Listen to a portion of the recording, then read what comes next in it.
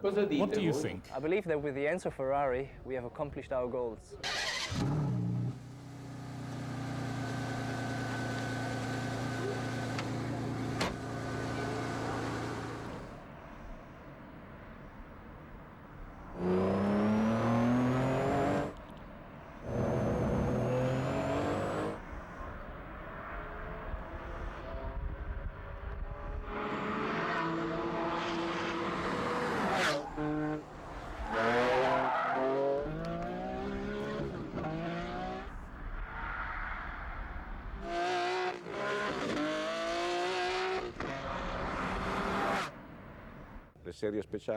For Ferrari, special series cars demonstrate to our clients the level of technical and technological advancement we have attained. At the same time, it's an opportunity for the engineers who work on Ferrari's road cars to transfer across technology developed by the racing team. This is especially true of our latest model, the Enzo Ferrari, in which we have managed to incorporate the experience gained in Formula One over recent years, taking 3 consecutive constructors' titles, and have benefited from the collaboration of Schumacher in developing and testing the car.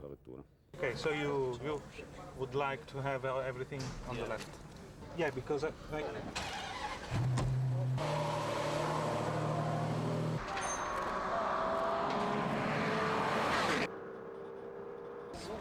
have a very good view here, because the screen is quite low.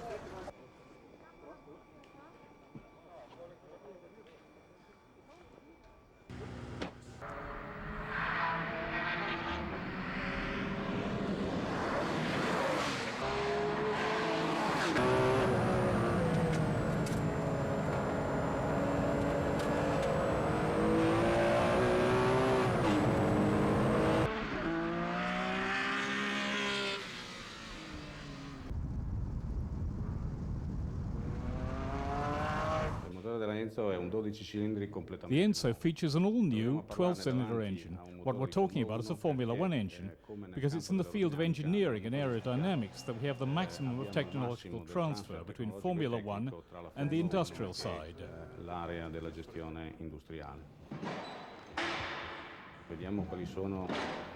Let's take a look at the points that I think are the most important for this new engine. First and foremost, the specific power output, which, like all Ferrari engines, is very high. 110 horsepower per litre. That's an absolute record for a 6-litre engine. There are no other cars in the world with such power. The second point I think should be emphasized is that in the design and development of this car, a lot of importance has been given to reducing reciprocating masses. This is the case of the conrods, which are in titanium, the pistons, which have been designed to produce a very high compression ratio, the lightweight drive shaft, and the flywheel and clutch, which both feature a smaller diameter. Third and last of the salient features is the torque figure. Apart from drawing attention to the maximum torque, which is 67 kilograms per meter at 5,500 revs, I feel the most important aspect is the minimum torque produced at 3,000 revs. On this engine we have a minimum figure of 53 kilograms per meter. Just compare that to the 40 kilograms per meter produced by the F40, which was legendary for its truly outstanding acceleration from a standing start. Well, here we have 53, so that gives us a direct measure of performance by comparison with a car that made history.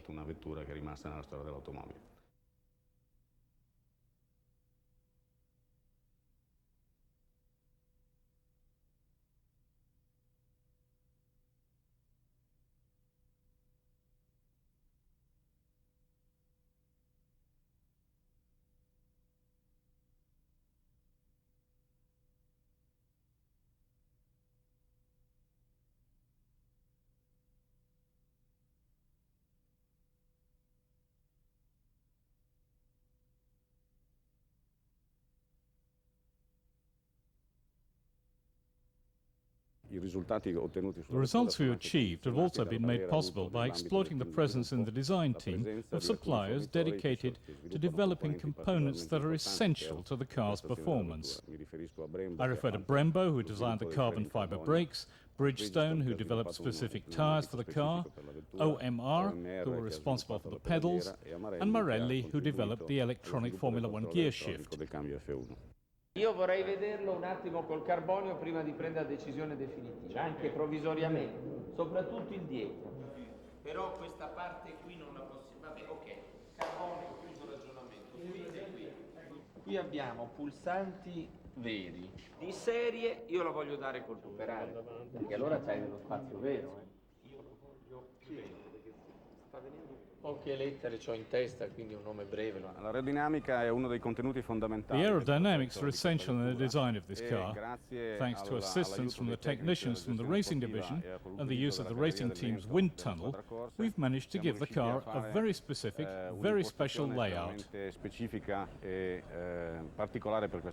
Two objectives we sought to achieve are to increase the medium-low aerodynamic load to around 200 kilometers per hour, and something that Montezemolo was adamant about, no showy wings on the car, which also helps to keep the styling clean and uncluttered. On the front part of the car, we've sought to recall fundamental features of the Formula One cars and have incorporated the high nose stance, which we've already used on other Ferrari road cars to make maximum use of the flat underbody for optimum aerodynamics. Sophisticated electronics allow us to control a number of mobile aerodynamic surfaces, essentially the rear spoiler and the flaps on the underbody. And in this way, we can obtain precisely the aerodynamic characteristics we want. Of course, perfecting the electronics and all the characteristics needed to ensure a correct aerodynamic setup under all road conditions required considerable use of the wind tunnel.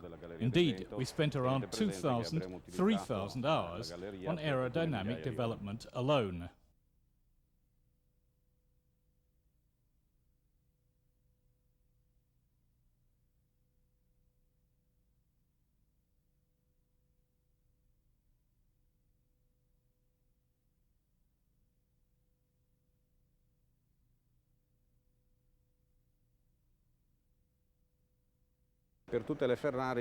An essential requisite for all Ferrari cars is ease of use even under hard driving.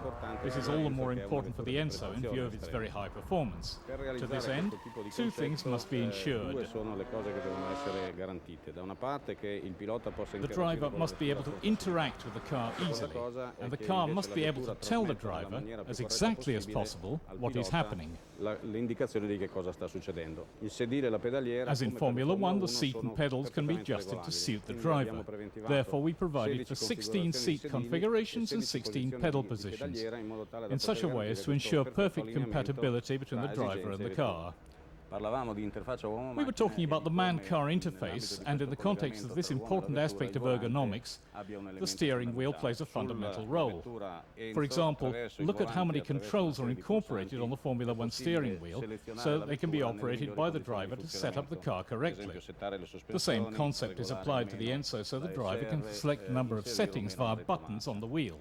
For instance, he can select the suspension settings, engage or disengage the ASR in reverse. At the same time, the wheel also passes information to the driver telling him exactly what's going on. For example, these LEDs, set on the wheel itself, indicate how many revs the engine is doing and tell the driver when it's indispensable to change gear.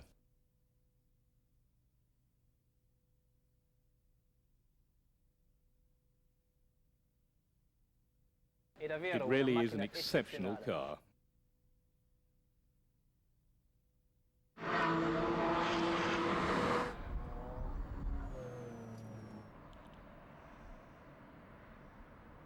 Really impressive.